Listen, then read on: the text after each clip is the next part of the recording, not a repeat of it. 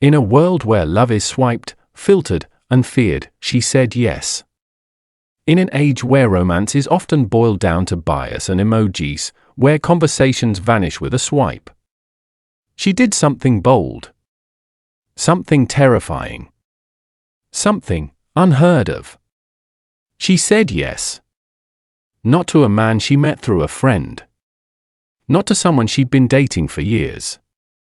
Not even someone she knew. She said yes to a stranger. Her name is Amora. 29, dreamer. Believer in soulmates. Raised on fairy tales but weathered by the storm of modern love.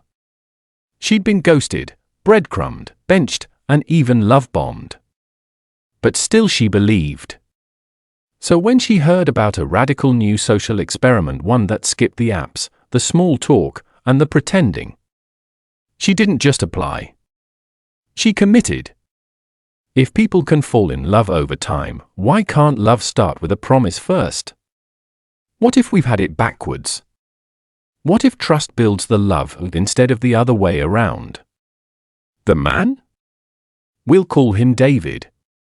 33, stoic. Structured. A software engineer by profession. A philosopher by accident. A man who believed vulnerability only flourished when rooted in safety. And what safer than a vow?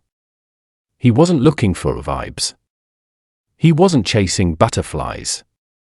He was seeking anchor. And maybe something like fate. Within 24 hours, they went from strangers to spouses. No dates. No dinners. No deep dives into childhood trauma over candlelight. Just a ceremony. A contract. A beginning. And that first night? No sparks. No chaos. Just 2 toothbrushes. Side by side. 2 strangers brushing their teeth in silence. Then came the moment. Over eggs and toast, a secret unfolded. A truth bomb. A line that changed everything. Amora, quietly, reading aloud. If you're reading this, you should know the truth. I didn't come here just for the experiment. I came here because of you. I saw you once.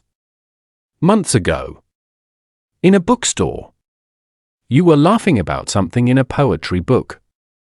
I never forgot your face. I applied because of you. Was it fate? Coincidence? Or something deeper? Was this romance, or something dangerously close to obsession? Amora, so, this wasn't random. David, no. It was very intentional. But I never wanted to scare you. I wanted to know you. I just didn't know how. Until this. In a world where people flee at the first sign of discomfort. Where vulnerability is often weaponized.